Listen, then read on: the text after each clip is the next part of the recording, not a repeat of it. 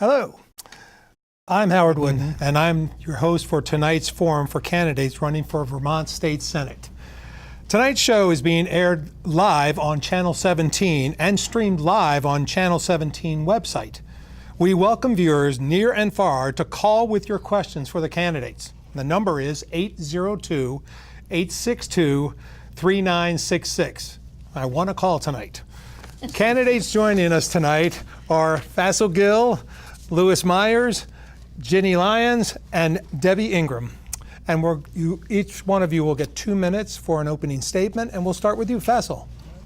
Well, thank you very much for having us here. It's always, when you're running for the Senate, it's always a interesting challenge to be out there in a forum and to be heard. So I appreciate the opportunity. I decided to run for the Senate once the state legislature decided to level fund higher education. I'm motivated by making sure that every Vermonter has an opportunity to succeed. I'm motivated by making sure that we actually break the cycle of poverty. I hear that a lot from folks. Everybody talks about, and I was listening to the earlier panels that you had, and people talk about we want income, we want to break income inequality, and we want to break the cycle of poverty. And I'm always interested in saying, okay, how are you going to do that? How are we going to accomplish that? The only way, and I repeat this, the only way I know to change that is to make sure that everybody is trained for a 21st century job.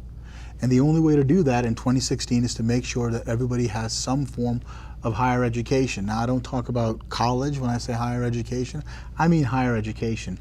We have a great resource in Vermont Technical College here. We need to basically make sure we fund it. We need to make sure we adequately fund it. In Chittenden County, we have almost 40% of high school students not going on to any form of higher education. I think that's horrible. What do you do? What, as in 2016, to make sure that you can make ends meet? We all talk about the affordability issue of Chittenden County. Now, I come from this from a very personal perspective. I'm an immigrant son of a cab driver. Where I grew up, nobody really went to college. And my family, was low income. And the only way that my brother and I were able to break the cycle of poverty within one generation was because both of us went to school and we got a college education. And as for my kids have grown up in a 180-degree difference than I grew up. And when you're growing up in a low-income environment and a cycle of poverty, there's a lot of problems that you have. People look at you differently. You feel different about yourself, and you just can't afford the things that most people have. And that's a problem. To do that, I know I'm out of time, to do that, the other thing I think we need is comprehensive tax reform in Vermont to basically accomplish what I want. Thank you. Thank you. Lewis. Thank you. My name is Lewis Myers. I'm running for the state senate here in Chittenden County. I live in Williston. I've been a physician for over 20 years, much of that time spent in primary care, more recently in hospital-based medicine. There are actually no senators in our state senate at this time who are physicians, and I'm the only physician in the entire state who's running for the state senate. The reason I think that's important is we're going to have some major healthcare legislation coming before the state senate and before the entire legislature this year, as we did in years past. It is legislation which may overhaul the entire way we provide healthcare in Vermont. And I think that having a physician who's actively involved in medicine and one who's seen many changes in the medical field over the past 20 years, what I can bring to the debate is, particularly if I'm on the appropriate committees, is to ask some of the tough questions as we look at this legislation. What really works and what doesn't. Often what sounds very effective on paper turns out not to be, in real life, not to be as effective. We've seen that on the national level with the Affordable Care Act, and we've seen that here with the single payer plan, which ultimately did not get past first base, so to speak. I want to bring that professional experience to bear in the state senate. As I've gone door to door for over a year now, meeting younger and older people in our community, I've recognized the pressures that people are under. It includes not only paying their medical bills and finding health insurance, it involves housing, jobs, and education. All of that subsumes under community health. In my primary care practice, I often saw people who had lost their jobs, lost their insurance, did not have stable housing, and that certainly affected their health. So all of that, in my view, comes under health, and I intend to try and make a difference in the state senate. Ginny? Thank you, Howard, and thank Channel 17 for having us tonight. Channel 17 is a leader in communication, and this is just one more example. I'm Ginny Lyons. I'm running for re-election to the state Senate. I've been in the Senate for many years, and during that time I've seen significant changes both in our state and especially in my district, Chittenden. And most of you understand some of those changes. But what's going on in our communities today with opioid addiction, with the need for consistent access to community services is critically important. As we expand health care in the state and expand access to health care, I look forward to continuing the work that we started in the past couple of sessions, and particularly this current session, to link our hospital care and our medical care with those community services that can be the difference between survival and having a home and not being able to prosper. So that's one of the reasons I'm looking for re-election. The other, of course, is Lake Champlain. I'm looking forward to making some changes to the way our clean water cleanup is funded. That will be coming forward from the Agency of Natural Resources. I'll be looking forward to working on that. And then I know that education has been mentioned, and I'll continue work on education. This year, the budget added $700,000 into higher education. That needs to be distributed adequately so that kids who want to go on can go on. We need to take a careful look at the 40% rule that was discontinued at the University of Vermont for in-state students. And there are a number of other issues that I hope we'll get into tonight that I'm very excited about continuing work in the Senate. So thank you very much again for having us. Debbie? Thank you, Howard, and thanks to Channel 17. My name is Debbie Ingram, and I am running for the state Senate from Chittenden County. And the reason that I'm running is that I really think I can make a contribution. I think that I have the experience and the vision necessary to make a real difference in our state legislature. I grew up in a family where my father was the mayor of our little town near Savannah, Georgia. And he taught me, and he and my mother both taught me, that respect for all people, compassion, and a sense of justice, and contributing to your community are some of the most important values. And so I have always tried to live out that legacy that he left me. And I've been doing that, acquiring experience over the last several years as executive director of a grassroots community organizing project called Vermont Interfaith Action, which is a group of caring and inclusive people of faith all throughout the state. And we've been researching and making systemic change around issues like affordable housing and health care, public transportation, education, criminal justice reform, and what we call a moral economy, in which we try to seek dignity of work for all Vermonters who are able to work, and respect for those who are not able to. And in addition to my day job, I also have served for 5 years on the Williston Planning Commission and 5 years now on the Williston Select Board. And I've also been appointed to several county and state committees on housing and health care. So I really believe that I have the experience on the various issues that are very pertinent to Vermonters today. And the thing that most concerns me about what's going on in Vermont is that we have so many families who have both adults working full-time, and they're still not able to make ends meet for their families. And to me, that's simply wrong. It's wrong and unacceptable. So I really want to be a champion for workers, to make sure that they get good pay and good treatment, that we create a climate in which we attract businesses, and that we address some of our large issues like reform of our healthcare system and trying to make our housing more affordable. Thank you so much. Well, candidates, we have a phone call. So we'll take that first, and we'll see what the question is. Hello, speaker. Hello, caller. Please give us your first name and where you're calling from, and what is your question? Uh-oh. Oh, did we lose her? We may have lost them.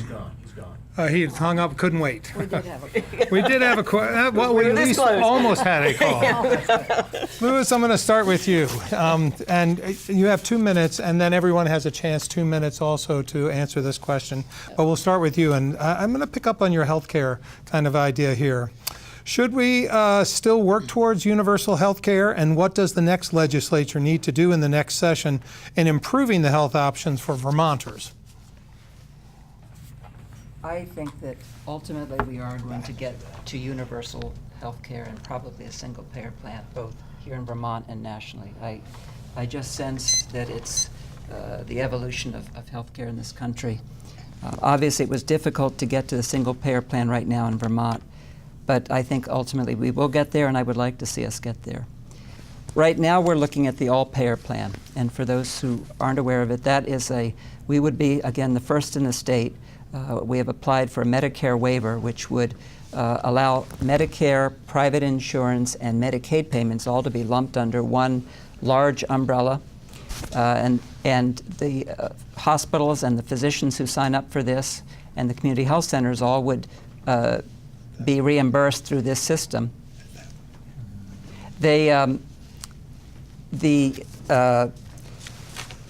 So the reimbursement would be through for a lump sum payment. It would change the way that medical providers are paid. It would change to a capitated system rather than fee-for-service, and I totally support the movement toward capitated payments.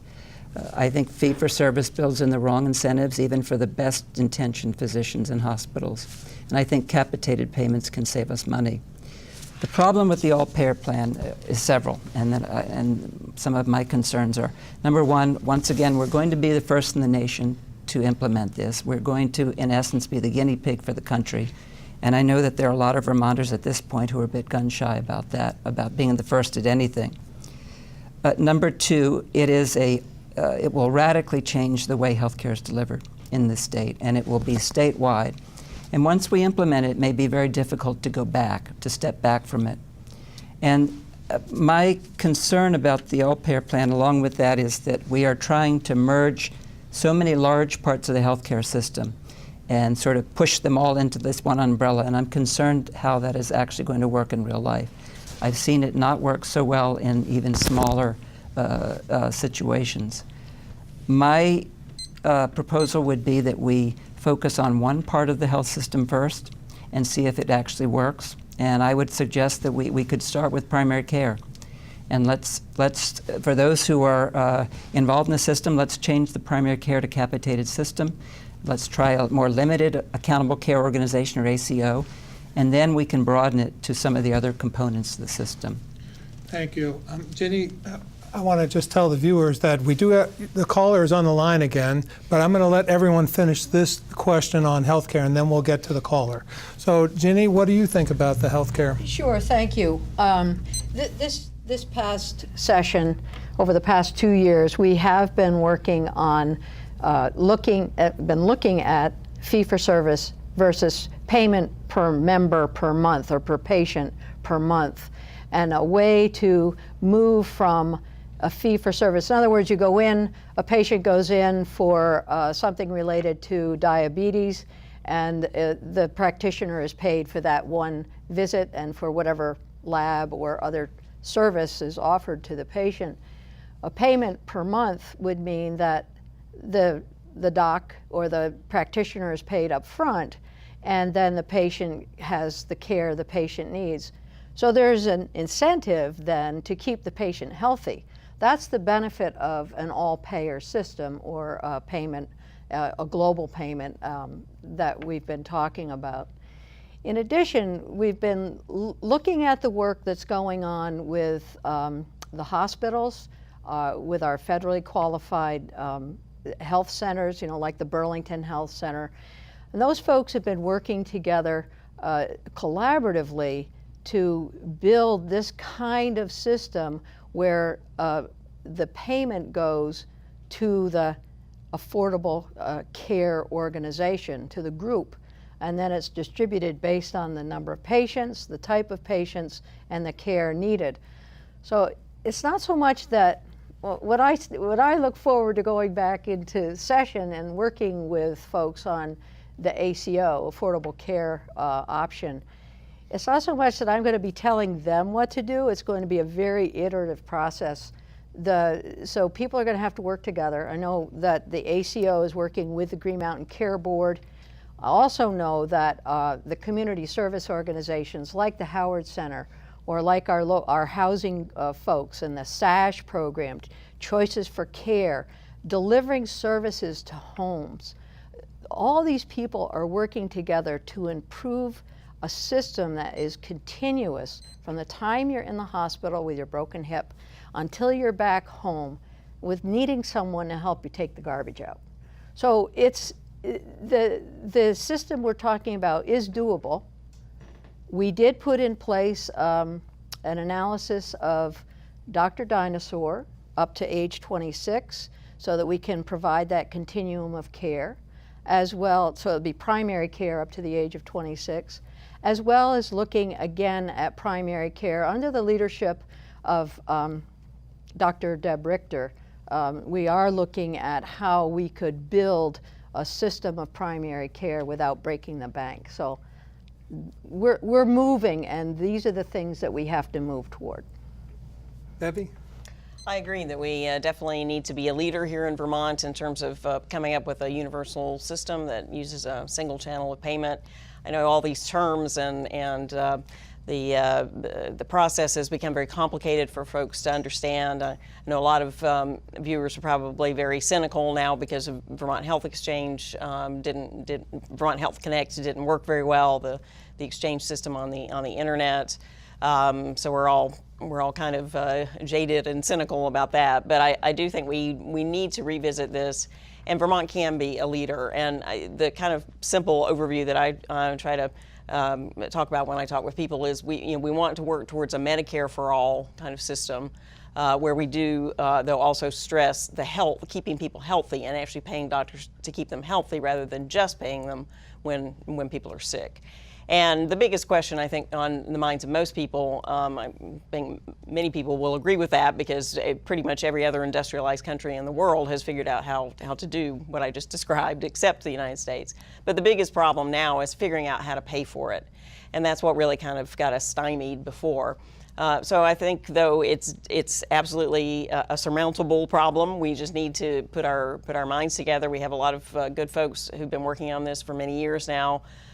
We can consult with economists and tax experts, and I am confident we can come up with a way to pay for this that is much more equitable, that doesn't have the kind of cost shifting that we have now. Sometimes I've heard it explained like it's like you're on an airplane and one person who's sitting right next to another person might have paid $500 more for the same kind of seat, and that's kind of the way our medical system works right now.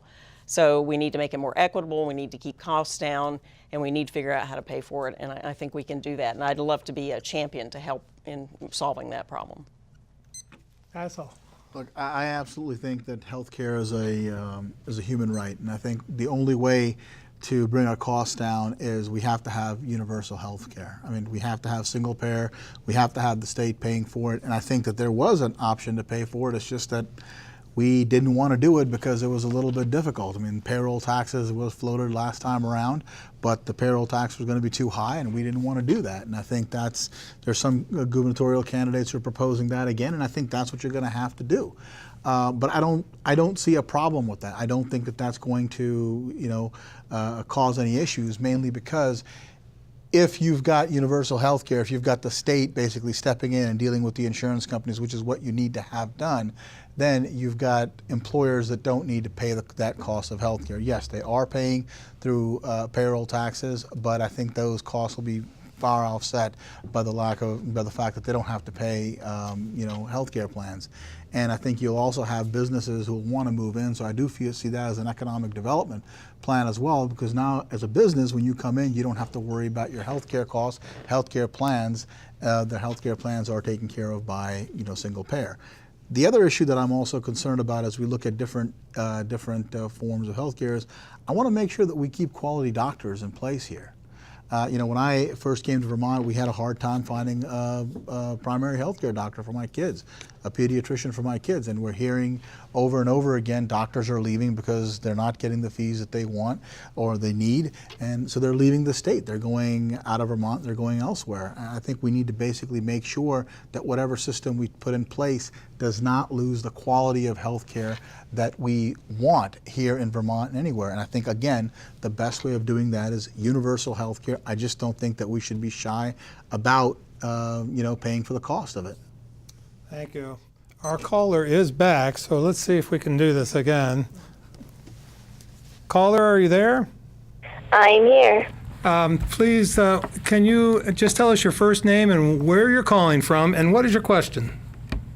Hey, I am Erin from Jonesville, Vermont. Jonesville. And I'm wondering that with families in Vermont struggling as much as they are across the state, paid family leave and raising the minimum wage to $15 per hour could have a huge impact on those families.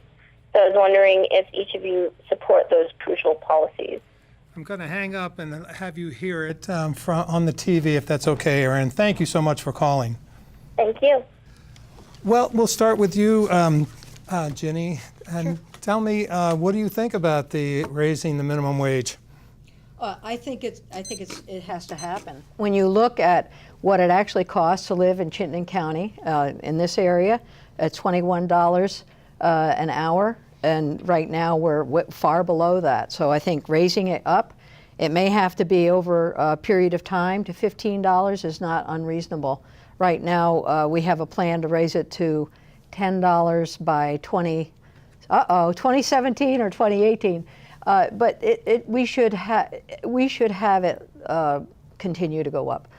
When I was first elected to the Senate, I worked with Janet Munt, who was then a senator, and we put in the CPI so that every year the minimum wage would go up based on the Consumer Price Index. I don't think that's a bad thing either. Paid family leave is something that we're on the way to looking at that, and that absolutely has to be discussed. We did paid sick leave. That was a lift, but we did it this year. That's a reward to families. You shouldn't have to choose between making money or taking care of your child. And so the next step is more universal paid family leave. I know a lot of our businesses already have that in place, and I know that it will be an interesting conversation between the very smallest businesses and the larger businesses that we have in Chittenden County. But yes, I support those two very much. Debbie? I agree completely with the caller. Those kinds of measures, those two specific measures she mentions, would help working Vermonters so much. I am glad that the legislature passed paid sick days. The organization that I run was part of the coalition that helped to make that possible by organizing on the ground. That was a very good step in the right direction. But paid family leave is extremely important also. And raising the minimum wage, I mean, we are so far behind. It is good what the legislature did, and I'm glad to see it's moving up every year.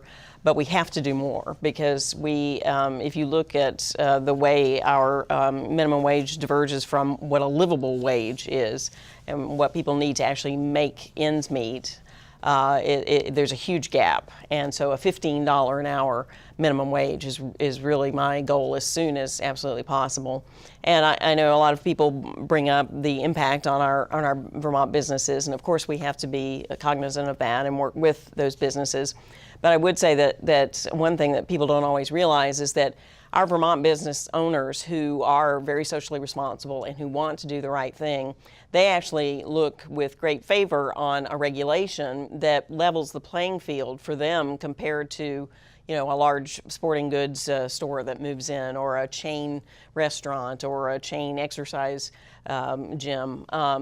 Because those out-of-state players aren't, unless there's a regulation in place, they aren't necessarily going to be as responsible as the small Vermont business owner would be. So it actually helps our businesses and helps level the playing field, and it will certainly help our working families. What do you think, Faisal? I'm absolutely for it. I think we need the time has long come since minimum wage should be $15 an hour. I mean, to me, just looking at it just from a common sense point of view, if we're going to set a minimum wage, why not set a minimum wage that actually makes sense? Why have a minimum wage that is, completely outdated? So we absolutely need to move towards $15 an hour. I was very glad that the legislature moved towards, or actually passed, paid sick days. I think we do need to move towards paid family leave. We need to work to make sure that our businesses are on board with paid family leave, and I think they will be. I think we can just make it as an economic, as an economic argument, which I think it is. I think, when you're a business, one of the things that you're doing, and I've run businesses and I work in business, when you're a business, you're competing for employees and you want talent and you want to be able to offer the benefits to get the best employee. That's what you want. And I think offering, paid sick leave, paid family leave, and a good wage, that's a way that you attract the right person. That's the way you attract talent. For Vermont to have that as a regulation, I think you're sending a message out that basically, if you come here, you're going to get employees that, one, can afford your product, which is always a good thing. I'm a history buff, so I read the book on Henry Ford, and one of his business plans was he wanted to make sure he made the Model T, and he made it to where his employees could afford it, so he had built-in customers. For some reason now we've kind of gotten away from that, and we want to basically keep paying our working folks less and less and less, so they can't afford the products that we're producing.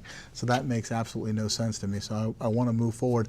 Now, I'll be honest with you, I'll probably be one of the ones who'll probably move the legislature a little bit faster than they want to go in moving towards minimum wage. I think saying we're going to move towards it by, I think right now it's 2020 or a little bit even further than that, waiting 3-4 years to get to just $15 an hour, which if you look at it, you still can't afford to live in Chittenden County if it's $15 an hour. I think I'd move a little bit faster than that. I don't know how much, but I do know 2020 is a little too long. Lewis? Thank you. Well, I, for all of these issues, my basic philosophy tends to be evolutionary rather than revolutionary. I tend to think in terms of steps and how do we get there step by step. As I said, in healthcare, I would prefer to see us go one step at a time and beta test that, as it were, and see how it works before we move on. I agree with Senator Lyons' comments. I don't necessarily see the legislature enacting family leave and immediate minimum wage increase to $15, and I think that may be somewhat unrealistic this year. But we can get there eventually, and we do need to get there.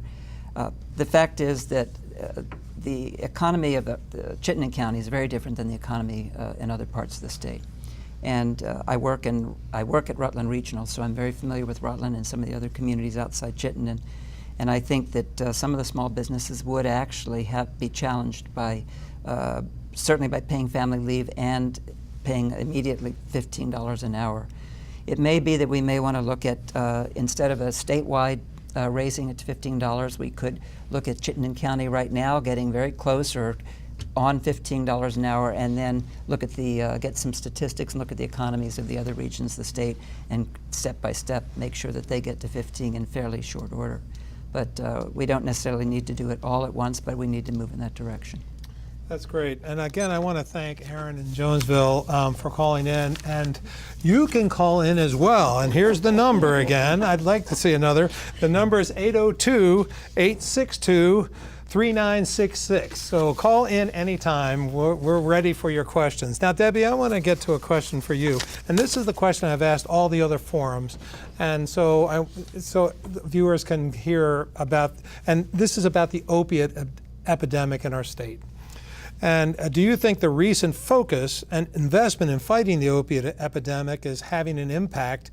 And what would you do differently? And what leverage points will yield the best results?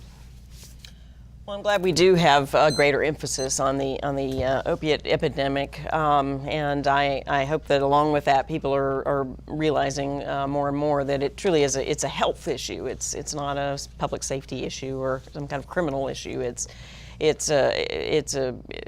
any kind of addiction destroys families and tears apart relationships and keeps people from being able to earn their own livings and contribute to their communities and just enjoy a good quality of life. And so my heart really goes out to the families that have to struggle with that. I think that though there's a lot of evidence to show that we don't have nearly enough substance abuse programs or rehab centers in the state to be able to address the epidemic, and I think we need as a state to invest more in those. And we certainly need to pursue a path of decriminalizing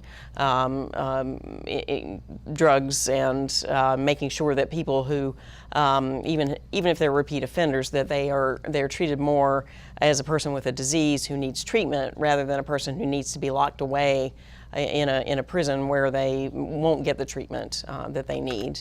And one of the things that we were able to do, again, the organization that I run, we looked very carefully at how inmates are prepared for release back into society, and so that they won't repeat offend and won't go back to prison. And one of the things that they mentioned was being able to have access to substance abuse programs and sort of halfway houses where they can be among people who will support them getting off their addictions so that they can move ahead and move forward with their lives. Faisal? Absolutely. I think one of the things that we definitely need to do is look at new ways. I think we have come a long way, and I applaud the fact that in Chittenden County we have the state's attorney here, TJ Donovan, who's tried some innovative things. We've got the drug court here or other programs. One of the things that we need is more spending on treatment programs, as Debbie said. I absolutely agree with her on that. I believe in Chittenden County we have I think it's somewhere around a 200-person waiting list to get treatment. I think that's unacceptable. We need to, fund the community health organizations to basically take on this role a bit more. I think that's where they kind of belong to get treatment.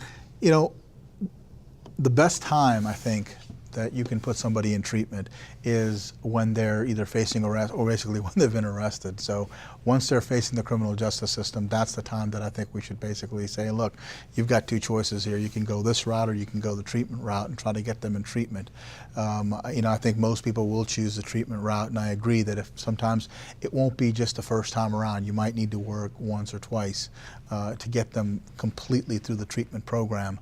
But I think it's worth it. I also think that we need to look at more innovative ways to attack the opioid problem. We do need to look at decriminalization of, I don't know if we need to decriminalize all drugs, but we need to certainly look at, certain other things that we can decriminalize to kind of put people more in the treatment path than in the criminal justice path. I definitely believe it's a health issue, not a criminal issue. Certainly if they're not, if they're not violent offenders, or, a lot of the times they're feeding their addiction, unfortunately, and treatment is the way we need to, get them towards it. But again, that's going to require a lot of cost. It's going to require money. That's where, and hopefully we'll get to that. That's why I think we need, tax reform to basically pay for all that. Lewis? Thank you.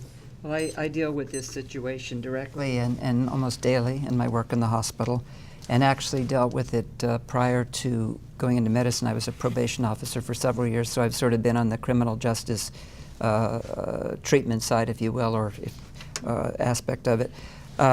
I do want to say I think in this instance Governor Shumlin deserves all the praise for courage in making this public and sort of leading the way nationally. We could have tried to sweep this issue under the rug and try and dealt with it, but he stepped up 2 to 3 years ago and said this was going to be his focus, perhaps for the rest of his administration, and he's done that. We have made some progress. This is one area where we really have made some progress. Not as much as we need to make, but we now have more spoken hub treatment centers, which is where individual providers can give treatment in the community. We have more people who are licensed to prescribe Suboxone, which is an opioid antagonist. And I think that's been helpful. We are administering Narcan in our communities, which can save lives for those who overdose. This is a problem, though, that impacts so much of society, so many other problems in society. Our DCF caseloads are skyrocketing in recent years, and it's primarily because of the opioid crisis. Our Medicaid numbers going up, and it's very much of that is due to the opioid crisis. I also believe that having the criminal justice courts involved, but focusing on treatment is the way we need to go. I think when people actually go into prison and come out and start reusing, studies show that that is actually the most dangerous time for them to fatally overdose. So I think we need to get them into treatment immediately, and the proper treatment. Thank you. Ginny? Thank you very much. This is really near and dear to the work that I've been doing for the past couple of sessions. And the bill that I know that other Senate candidates have talked about is one that I spent 2 or 3 months writing. So the work that's come out of the most recent legislation, I think, holds great promise. But the question is, are we being successful? And I think the answer is in looking at the number of people who are not in prison. So 21% fewer folks are being incarcerated, and 65% more are being treated because of the initiatives that we've had in opioid addiction and treatment. So it's a question of access to justice. People are being arrested for nonviolent crime. They go into the court system, and then they're assessed as to whether or not they will reoffend, and whether really what they need is treatment. So that risk assessment process that we started a few years ago is having an effect. So as I said, 21% fewer going into corrections. That's great. I mean, and this means that these are the people who are getting treatment. Then the rock and the hard place is once you've been treated, what happens then? You go back to the same home, to the same environment, to the same friends.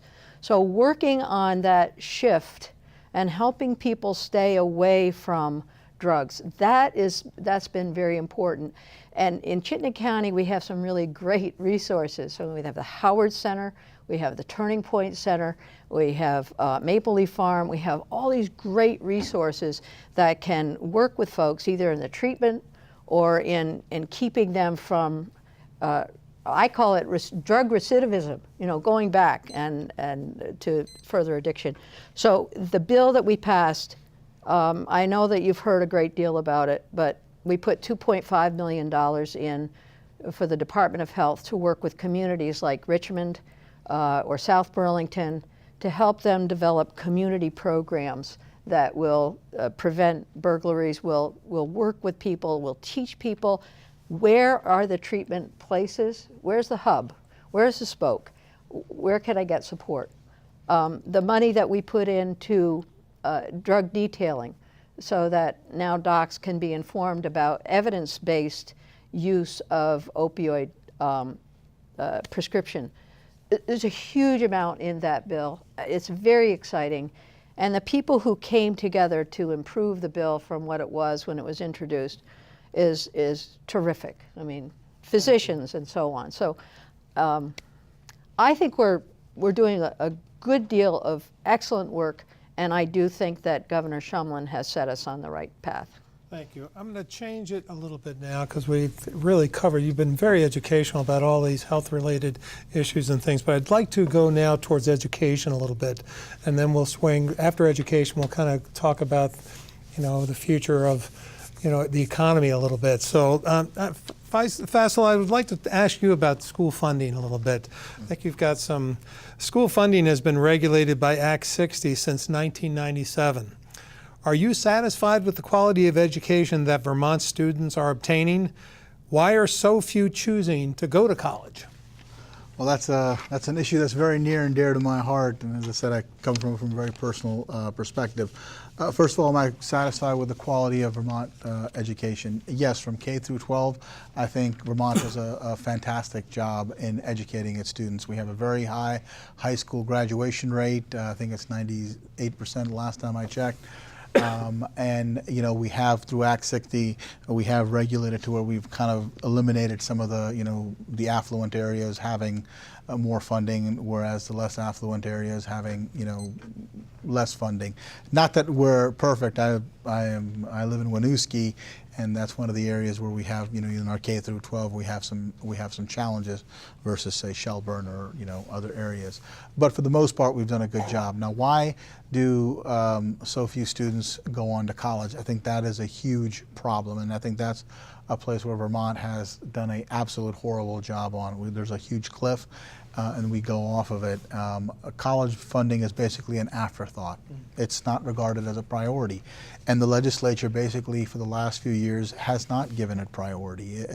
Every time you raise the issue, I was there last year trying to talk to folks, and everybody is in favor of it. Everybody says, oh yes, absolutely, we need to have, you know, more funding for higher education. But then you don't go do anything about it. And, you know, people go, well, where are we going to get the money from? You know, I come from it from a very different view, and I said, well, you can't afford not to do it. We've level funded our colleges for the last 2 decades. People cannot afford to go to college.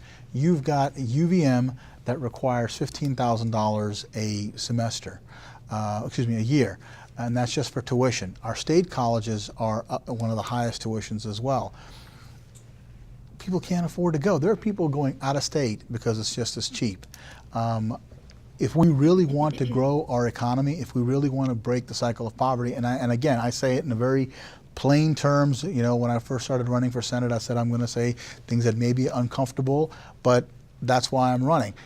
If we are serious about breaking the cycle of poverty, there is only one way of doing it, and that is to train people for a 21st century economy. And you've got to go to higher education. Again, we have VTC that we don't fund adequately. 12% of the tuition money comes from you know, state funding. That's absolutely horrible. So we need to do a better job of doing that. I know we passed 700,000 last time. I think that was absolutely horrible. I think we need to do a lot better. What do you think, Louis? Well, I think that there's a bright side and that there's a more concerning side for our education. We do have a very high level of high school graduation in Vermont. The fact is, though, that Massachusetts, which is obviously a much larger state and has a very diverse community, also graduates a high level of their students, and they tend to do actually better on some of the standardized scores than Vermont. So I don't think we can simply look at graduation rates. They also, by the way, Massachusetts does it much less expensively than Vermont, despite the fact that they have some very challenging communities or challenged communities there. I agree with everything Faisal said about higher education. I've had a chance to talk to some of the people who are doing terrific things in Vermont. Ms. Penny Lynch, who's the executive director at CCV, who coordinates all of the school-to-work programs there across the state, is using her grants to get young people into paid internships, and from there they can be hired. I think CCV is truly becoming one of the top community college programs in the country. I've spoken to Dr. David Walk at Castleton, and he is trying some very innovative things in Castleton. I hope some of our other state colleges can perhaps look at what he's doing. He's recently guaranteed that CCV students who transition into Castleton for their 3rd and 4th years, if they've done well at CCV, can come in and pay the same tuition at 3rd and 4th years at Castleton that they have at CCV. He's also moved, by the way, 50 students into Rutland downtown, which is great. It's going to be a big boost to downtown Rutland.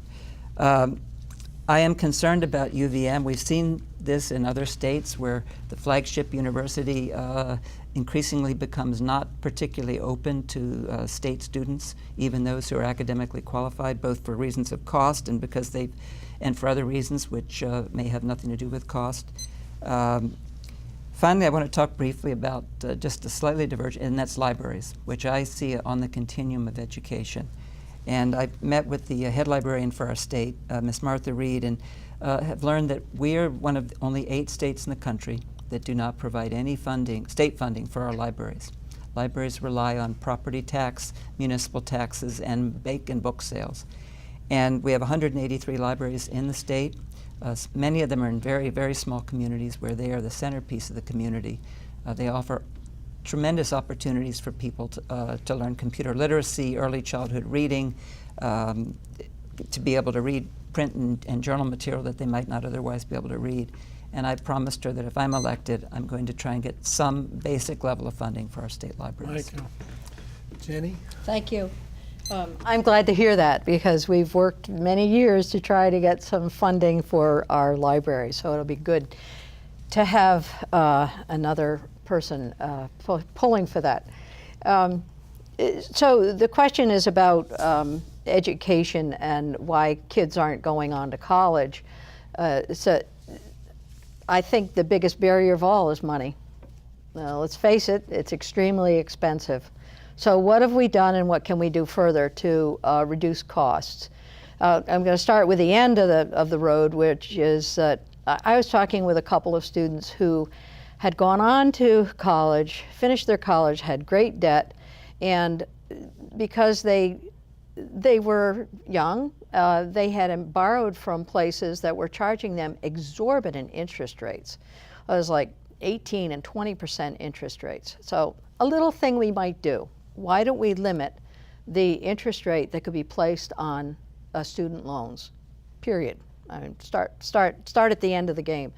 But then in terms of what it costs to go to UVM, we've taken away the 40% rule so that students who are in state now can pay whatever they can afford. The question is that right? And what will it do to kids who are from lower income? So we need to keep an eye on income accessibility to our University of Vermont and to our other state institutions. I think the idea that David Walk is putting forward at Castleton is super. It's just great.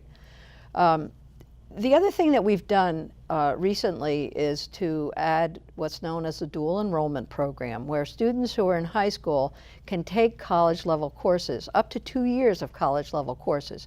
We need to expand that, make that accessible in the continuum of K through 12, so that it's not an extra burden on kids and on families, so that that is available.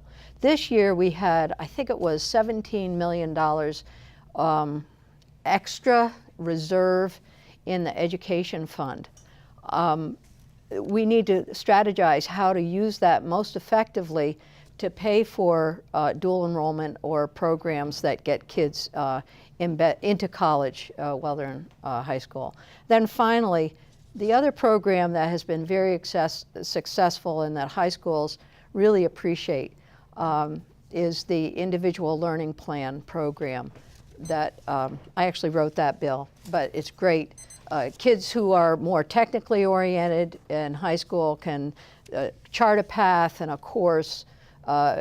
Kids who are more liberal arts oriented can chart their own path and course, so that we can allow kids in high school to focus on what they really want to do when they grow up. That's a good thing, because otherwise we don't see the value of our education. Thank you. You're welcome. Debbie? We started off mentioning Act 60, and I would like to say that that was a landmark piece of legislation that I'm really proud of Vermont for instituting, because it has created a situation in which even our tiny little towns can have access to the same amount of funds as the biggest schools in Chittenden County, and I think that's great. And the income sensitivity helps helps with keeping that reasonable for taxpayers, but. When we ask, am I satisfied with the quality of education in Vermont, I would say for the most part, but I do think it's worth mentioning that there are definitely students and families who feel like their needs are not being met as well as others, and I think that's especially true in Chittenden County, where we have greater diversity. In Burlington and Winooski, where organizers who work for me have been doing grassroots organizing, we've heard many stories of former refugee families and other people of color and families that are living in generational poverty whose students are not getting the same kind of opportunities and the same ability to achieve as some of their more white privileged classmates. So I do think that our legislature needs to be aware that there are those disparities and keep in mind how we can address those. But in terms of, as everyone has said, the high price of our colleges and universities, that's a very thorny question. And education all across the country, higher education the inflation of that has been astronomical compared to other services and goods. And so I think we really need to get a handle on that. The three Democratic gubernatorial candidates all have proposals for trying to pay for either 2 or 4 years of college. And I would, if I were to be able to go to the Senate, I would really want to look hard at those proposals and see if they could be paid for. Because that would be the kind of thing that would really, we need something, I think, really very, very big to be able to really address this problem. Yeah. We have just enough time to address kind of an economic issue, and I'm going to start with Lewis.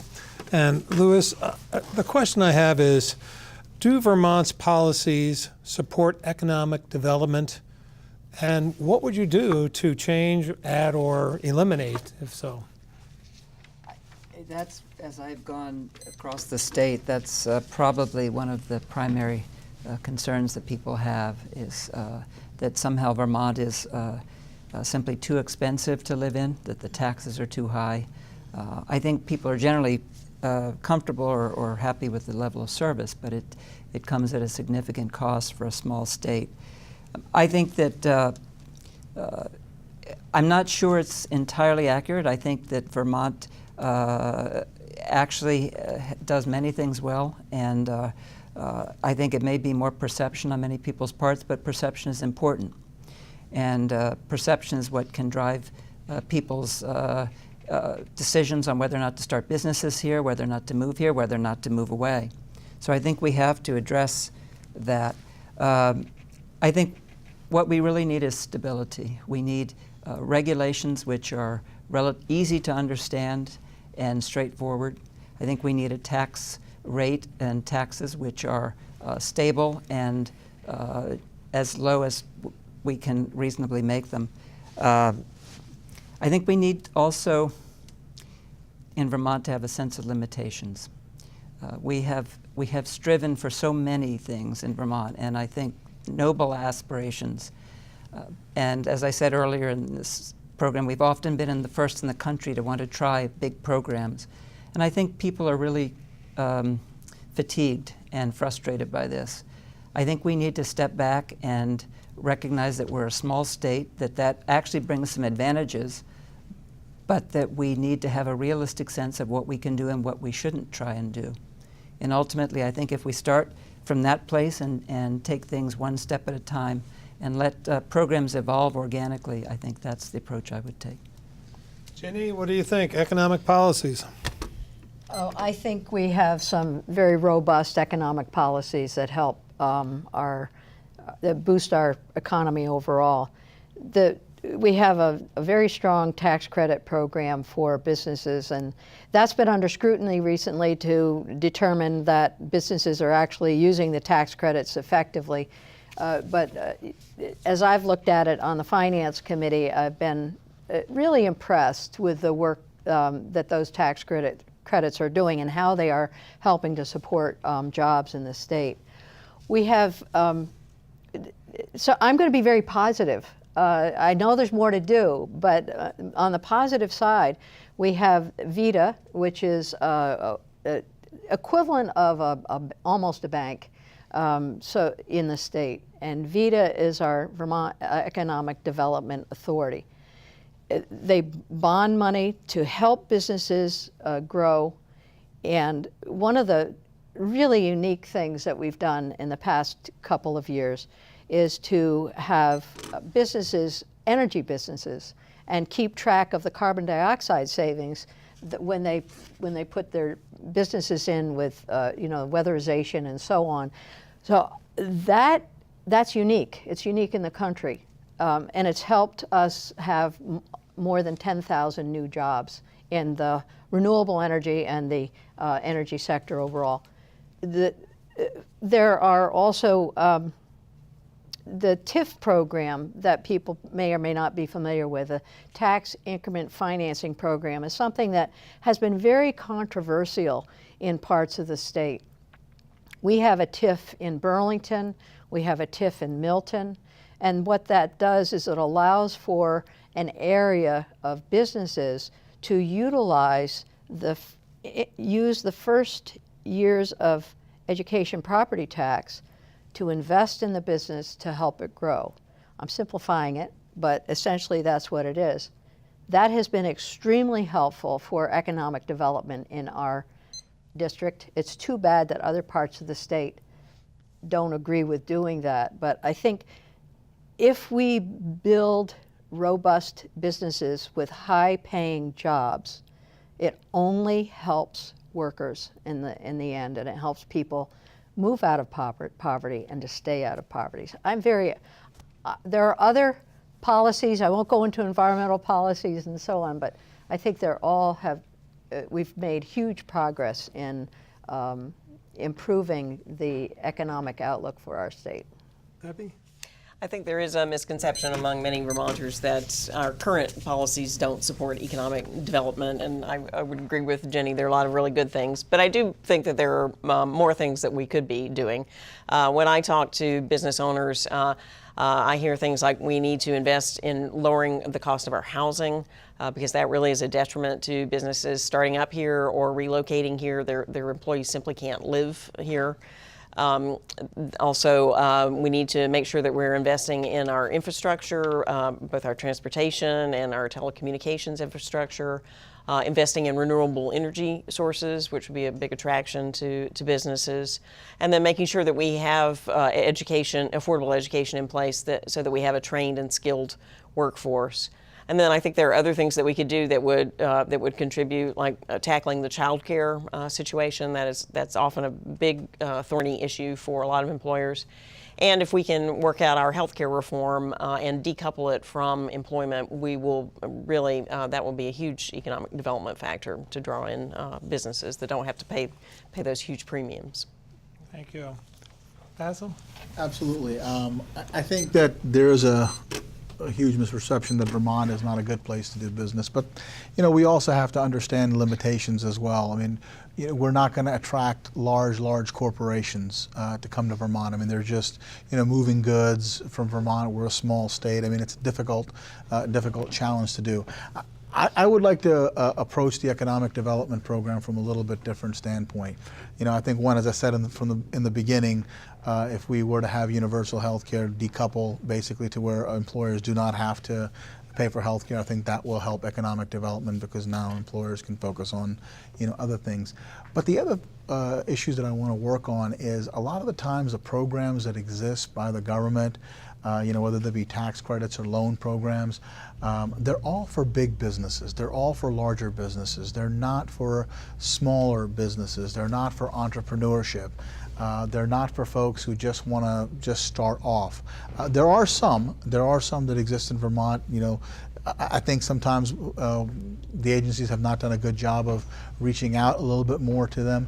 But I also put the onus on the business owner. If you're going into business, I think it is your responsibility to reach out and see what programs you have. This is an area that I have a lot of experience in. I mean, I work in businesses, and majority of our businesses are with governments, and we're very in tune with what are the various economic development programs of each state. When we go into a state, the first thing we do is we look at what economic development programs they have and what money, frankly, they're willing to give. And I always find that interesting that the states are always they're trying to attract us, but I work for a fairly large business. We're a big business. We're not making our decisions based on the amounts of money the state's going to give. We'll take the money, absolutely, without question, because it's being offered, but that's not what's driving our decision. I think we could do a much better job of economic development if we kept the dollars and we actually assisted smaller businesses who are starting off. If you give a small micro loan to a smaller business, you will reap a lot more economic benefits than if you give $1 million to Global Foundries, which, again, does not need the money. Well, I want to thank all of you. Because we're running a little short of time, I'm going to ask everyone to keep their closing statement to about 1 minute, and that way we can, and we don't have time for even another phone call. So,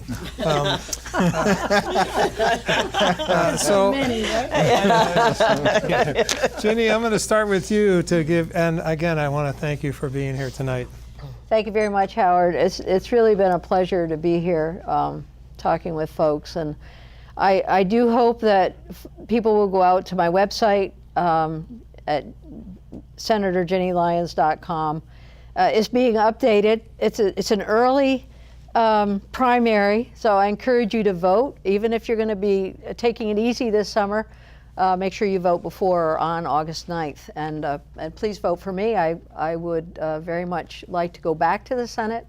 There are many things to work on, access to justice being one.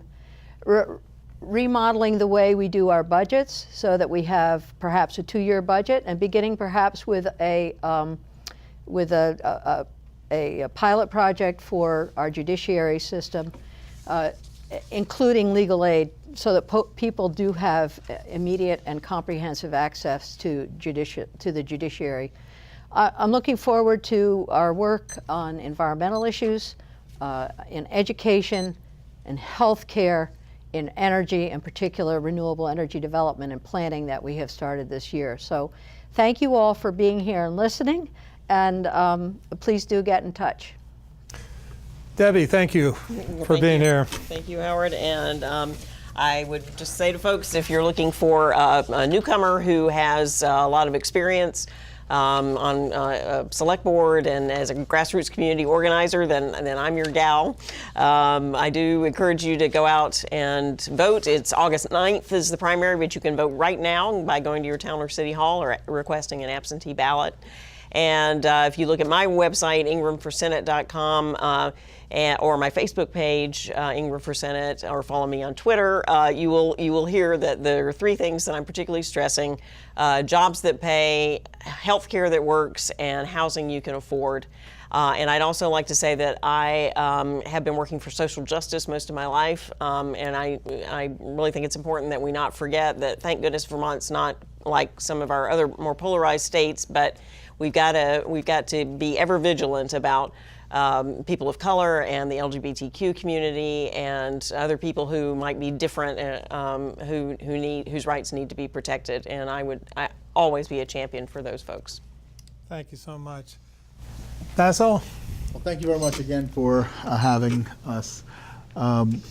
We're facing a lot of issues in Vermont, and we want to do a lot in Vermont as well. We demand a high level of services, which I think is a good thing.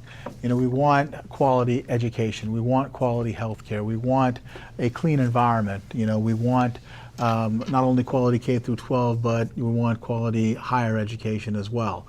All those things cost. The issues that we've had in Vermont are, how are we going to pay for all these things? And as I'm sure everybody's been noticing the last time, we've been doing what I call a pinball budget, trying to get some money from here, trying to get some money from here, plug a hole here and plug a hole there. What we need to do is we need comprehensive tax reform in Vermont. The tax code was made for an outdated economic system. If we really want to pay for all the things that we want, and if we really want to accomplish, there's a reason why we keep trying, and every year, and you know, this is the first time that I'm running here. I'm just an average citizen who basically would watch every year, and I go, man, we don't seem to be making progress on any of the issues. At times, seems like that we're falling behind. One of the things is we need to basically have comprehensive tax reform so we can actually pay for everything that we want. Now, that doesn't mean raising your taxes. That just means recognizing the economy that exists. There was a Blue Ribbon Commission in 2011. It was bipartisan. Unfortunately, we took it, we looked at it, we paid for it, and then we put it on the shelf and didn't deal with it. I want to run for Vermont State Senate to face the tough issues, to tackle the tough issues. They might not always be popular, but that's the reason that I'm running. So please vote for me on August 9th. Thank you. Louis, you get the very last word. Thank you. My website is www.lewismyers.com. And I've been a physician for over 20 years. I've been working with patients and their families trying to help them through some of the most difficult times of their lives. And I'm running for the state Senate because I want to bring that same dedication, that same sense of caring to the work that we do across the state of Vermont. I want to help protect patients' rights as we move forward with healthcare legislation, and particularly the elderly, who I think perhaps are the most vulnerable in this discussion. I want Vermont to also to be a compassionate state, but I want us to be a realistic state. I want us, whatever programs we put forward, I want to make sure that we can pay for, and I want to make sure that we don't shoot for the stars and end up falling flat in our face. I think we need to move forward step by step, and we will get there. Thank you so much. I want to thank the viewers for watching tonight, and I want to urge everyone to not only vote for one of these fine people and anyone from the forums, but I also want you to continue to watch Channel 17 to keep us updated. Thank you very much, folks, and thank you. Thank you. Thank you.